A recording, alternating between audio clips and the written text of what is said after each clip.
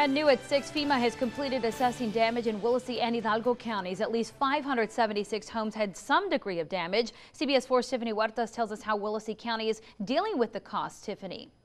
Marcy, Willacy County Judge Aurelio Guerra says they're still adding the numbers of how much it will cost. But after already a tight budget, they need all the help they can get.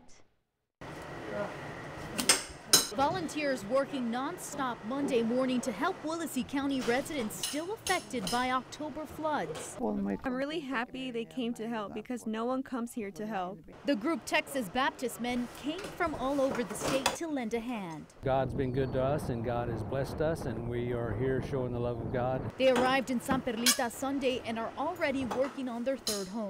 So far there's 70 work orders that we have seen. So we have a lot more to go, and there's several more teams coming in the future.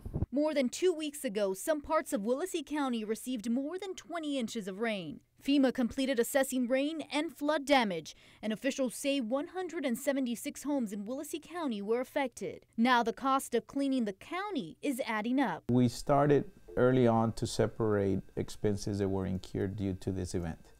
And so at this point in time, we're still incurring expenses as we speak. Willacy County Judge Aurelio Guerra says while they have received help from surrounding counties, they still had to purchase 3 additional pumps, which cost them less than $500. 3 precincts have had to hire additional personnel at a cost of more than $700. When we did our budget, we didn't include stuff like this, but we have money set aside for stuff that happens throughout the year. According to Commissioner Eliberto Guerra, every precinct has a budget averaging about $400,000, some of which is set aside for emergencies. $150,000 set aside in my regular budget for an emergency such as this. Now areas like San Perlita and Santa Monica, which have more damage, are working to adjust their budget. Willacy County Precinct 2 Commissioner Oscar De Luna, who oversees San Perlita, says they are looking at about $500,000 worth of damage, equaling more than his precinct's total budget. Earlier this year, the county's budget was also hit hard after the prison riot,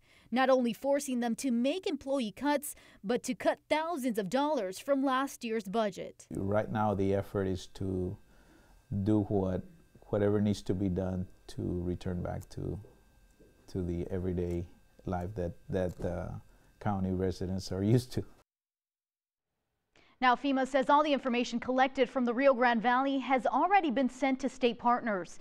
Willacy County officials are still waiting to hear back from the governor's office about the disaster declaration letter. Live in the studio, Tiffany Huertas, CBS 4 News and ValleyCentral.com.